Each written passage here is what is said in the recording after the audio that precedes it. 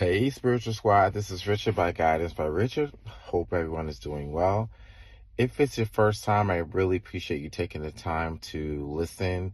And I ask for you to like, subscribe, and share with others. And if you are a continued investor, I appreciate your time as always. And please also continue to like, subscribe on the various platforms. It's time for another In the Moment series. This one is leaders versus abusers. This is a little bit sensitive, but I feel it's a topic we need to discuss in light of so many things that are going on right now. I think a lot of people who are in authoritative roles may not really recognize that they are thinking they're leading when they're really finding a way to be abusers. So I'm a priest and I am a person who is a leader. And my leading approach has to do with making people feel inclusive to their ideas, better ways, work together. And I believe in really empowering people to do better. And in that same way, it's passed that on from one role to another. So I definitely subscribe. The intention is to have unity and development on all levels. Mine happens to be mostly on the spiritual nature, but my background includes leadership. And I don't come from an abusive background. So that part of taking advantage of the role and my responsibility doesn't necessarily come into play. And I don't necessarily use this power to be in a way that can be manipulative. And a lot of people, why I'm talking about this is because even it exists in a religious standpoint. The workforce, religion, all these different things, roles that we play, godparents who are in a leadership role. And a lot of the same platform of these people may be really good and meticulous about their practices and the discipline and may be good at leading. And I think that's a beautiful thing. But the intention for a leader is to make a level of independence where the operation kind of functions all together. It's a flow to it. You want everything to do. A good leader should step back and be able to really make sure everyone knows their roles, how each one affects each one. The leader is responsible for doing that. And in such a way, you have to give grace to every person. Everyone doesn't know everything. So you're the leader. So you're the one that's going to either give them necessary training, guidance, show them how to do it. And that means part of that means you have to sometimes be a student. You would have to have been a student, and you have to understand that in that role, take it in to learn from different ways. And because of that, you have to recognize what leadership has to look like. Telling people what to do, being nasty with people, being rude, being disruptive, being disrespectful, those are not leadership qualities. Because then in the idea of leadership, you're not really trying to get the operation to work, function on its own in a flow. That means you just want to control everybody. And there's a lot of people who just like control because, for one, their personal lives are a mess. And that happens. You have to recognize when your life is a mess. So now it becomes abusive.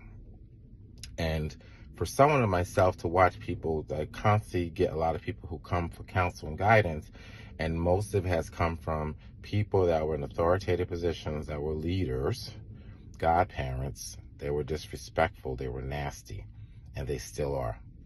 And I think as a person who is looking to grow, you as a person have to recognize this is not leading.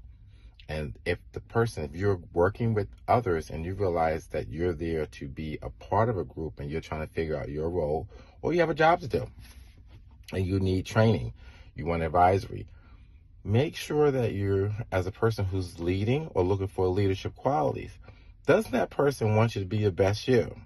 Does that person really try to help create team camaraderie? Does that person try to support you or give you what's the tools? So recognize those are leadership qualities. You want the advisor person. A big advocate of really learning and be a leader is to be able to position yourself from another person's point of view. They're not getting it so quickly doesn't mean they're dumb. Just may need to understand another way. Or you're just a bad leader. You don't know how to do the job. You don't know how to lead. So you're put by default to be a leader, supervisor, manager, godparent, and you don't know what you're doing. And you're rude because you masquerade it. And so I'm saying it in a tough way is because a leader has to recognize when it's abusive. You have to recognize if you're an abuser. So if a lot of people come from abusive background, that's all they do. Their family dynamics, the way they are. If you're a nasty person that's a leader, you're an abuser. If you're a person that can't seem to get along with other people, you're an abuser. It's not leadership. They may put you in a leadership role, but you can't congregate with other people. You need to really think about that. You probably need therapy.